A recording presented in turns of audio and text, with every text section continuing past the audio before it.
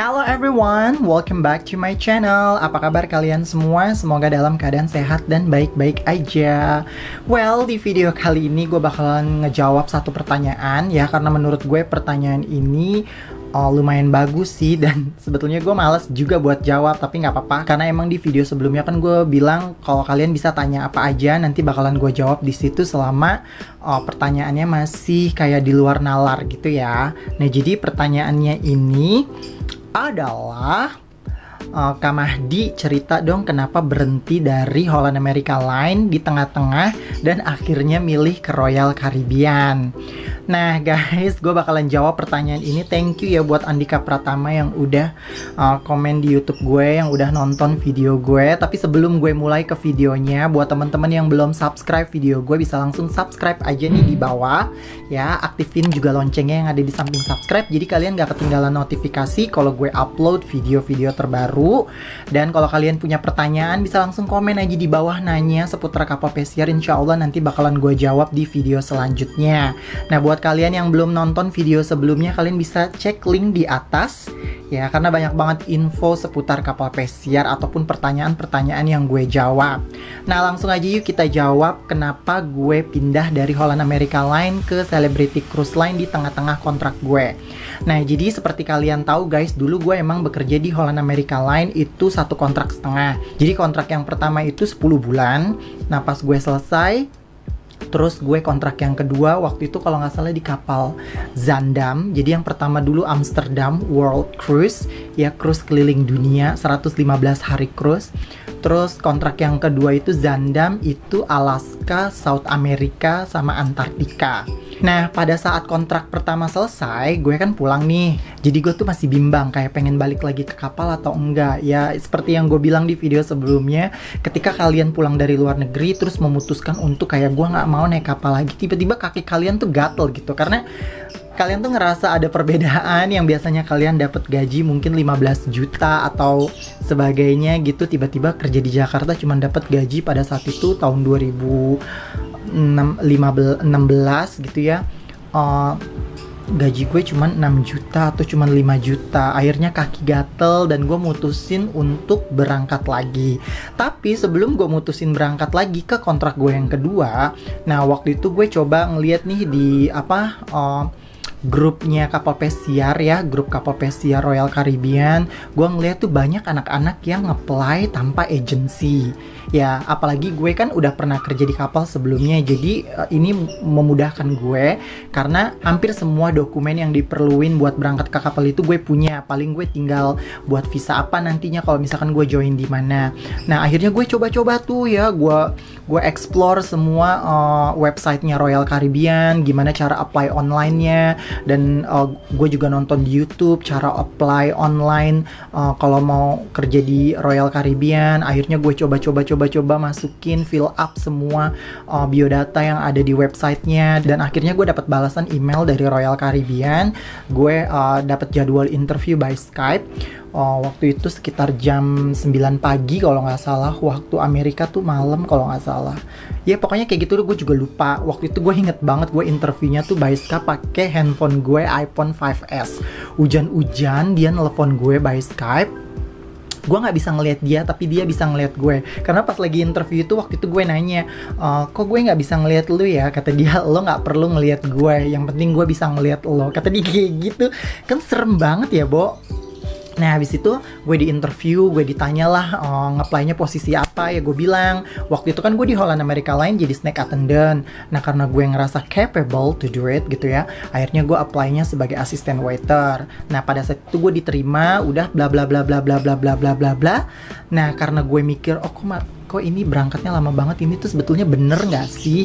Ini tuh sebetulnya websitenya bener nggak sih, atau ini gue bakalan berangkat atau enggak nantinya. Akhirnya kayak gue udah oke dah, gue udah lupain. Kalau misalkan memang berangkat, nanti gue bakalan di email, kalau enggak juga nggak apa-apa.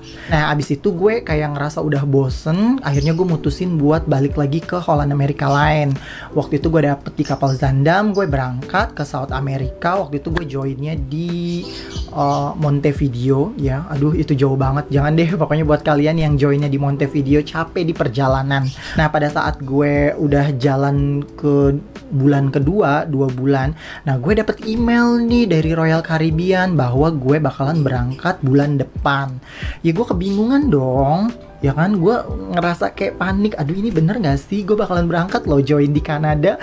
Aduh gue tuh udah deg-degan gitu. Pada saat itu gue tuh lagi comfortnya kerja di hall gitu. Sebetulnya nggak comfort juga sih.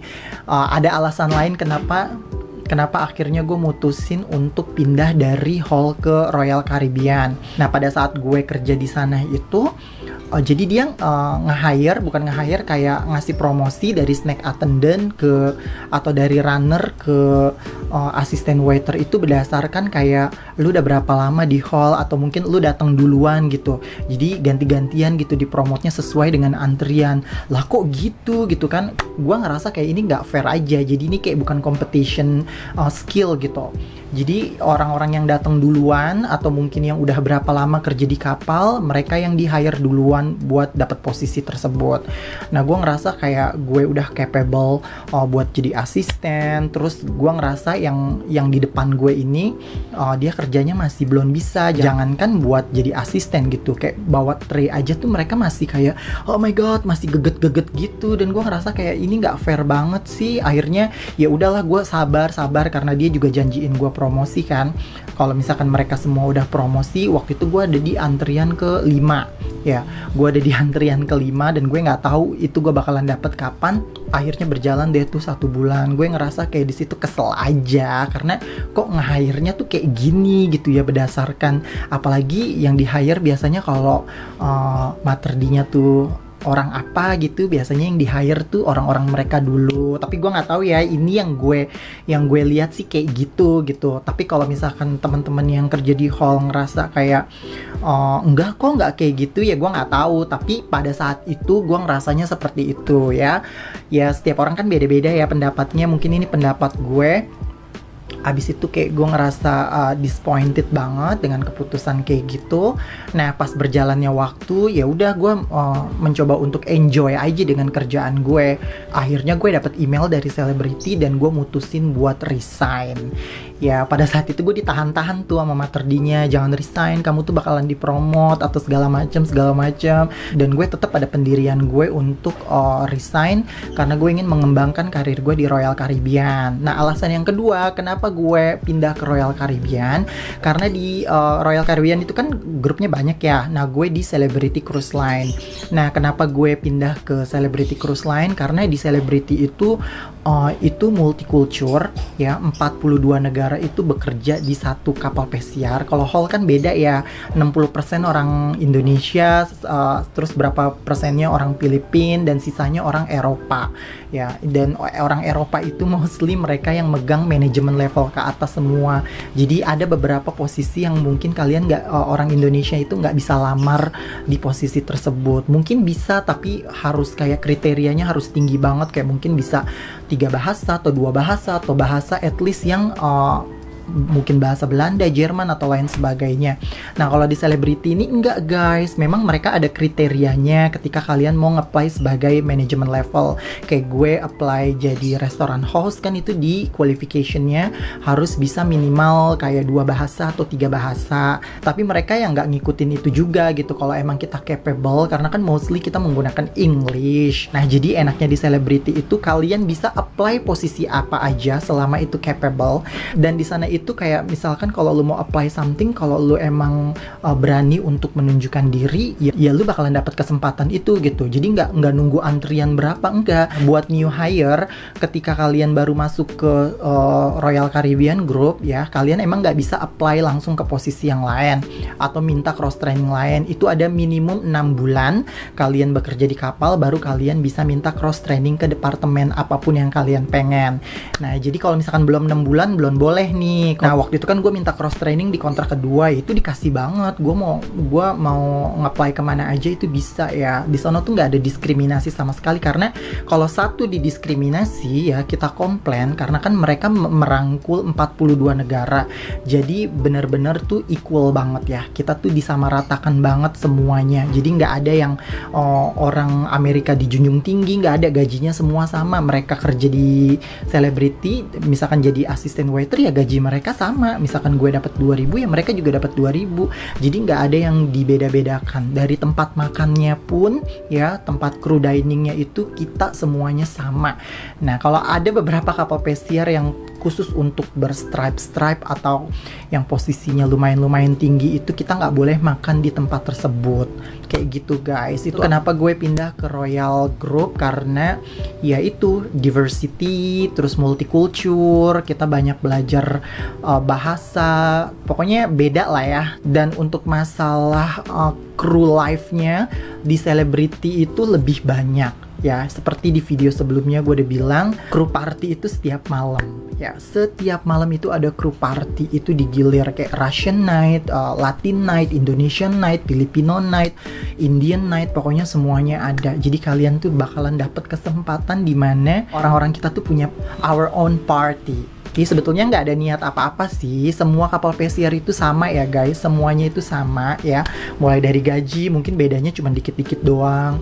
Atau mungkin dari regulationnya, peraturannya juga mungkin beda-beda dikit doang. Cuman gimana cara memperlakukan krunya aja sih kalau gue kayak gitu. Dan kalau di Celebrity itu kita diberi kebebasan untuk melamar posisi apapun yang kita inginkan. So far gue kalau di kapal sebelumnya gue nggak pernah ngeliat orang Indonesia ada di front office. Gue nggak pernah ngeliat orang Indonesia ada di posisi-posisi yang kayak gimana gitu kan. Kalau di Celebrity itu banyak banget. Bahkan di posisi level yang tinggi juga orang Indonesia itu ada. Karena kita saingannya itu banyak banget negara, jadi mungkin nggak terlalu banyak juga sih. Kalau di hall kan kebanyakan mereka megang housekeeping sama F&B.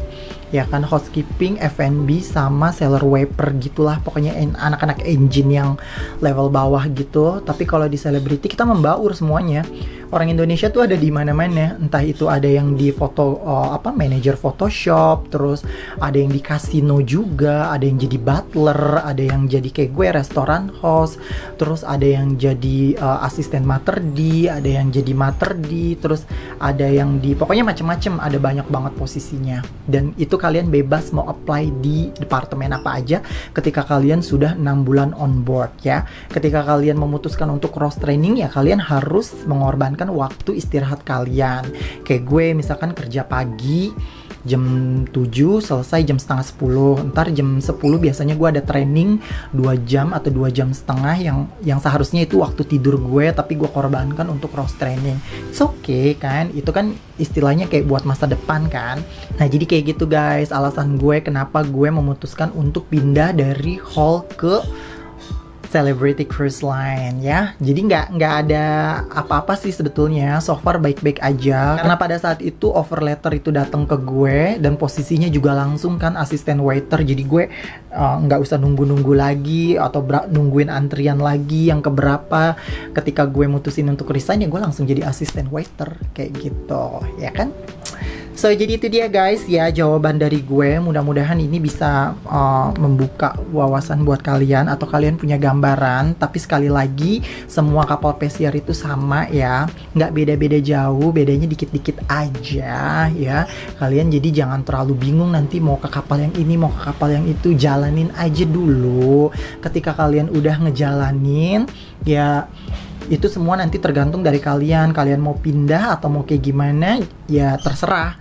Jatuhnya kan kayak lebih mudah kan ketika kalian pindah itu kalian udah semua punya dokumen atau lain sebagainya. Paling tinggal yang kurang-kurang aja ya kan. Kalau pindah itu nantinya keputusan dari kalian. Tapi kalau misalkan buat newcomers yang baru-baru mau apply terus bingung mau apply kapal mana, aduh ntar malah akhirnya nggak dapet, mendingan jalanin aja dulu ya. Kalau emang lulus ya jalanin, kamu jalanin 1 kontrak, betah 2 kontrak, betah 3 kontrak, betah 4 kontrak ya seterusnya. Kalau nggak betah ya udah pulang aja ya kan, daripada nanti sengsara di kapal yang ada bunuh derong. Jadi mendingan pulang aja ya kan. Buat kalian nih yang punya pertanyaan, ide, saran atau apapun, gue harus buat video apa nextnya, kalian bisa langsung komen aja di bawah. Terus buat kalian yang punya pertanyaan personal, mungkin mau nanya langsung ke kapal pesiar, bisa langsung DM Instagram gue nih di @mahdizu. Insya Allah nanti juga gue langsung bales. Kalau misalkan ini pertanyaannya yang memang universal, gue biasanya langsung buat video, jadi teman-teman juga bisa tahu semuanya.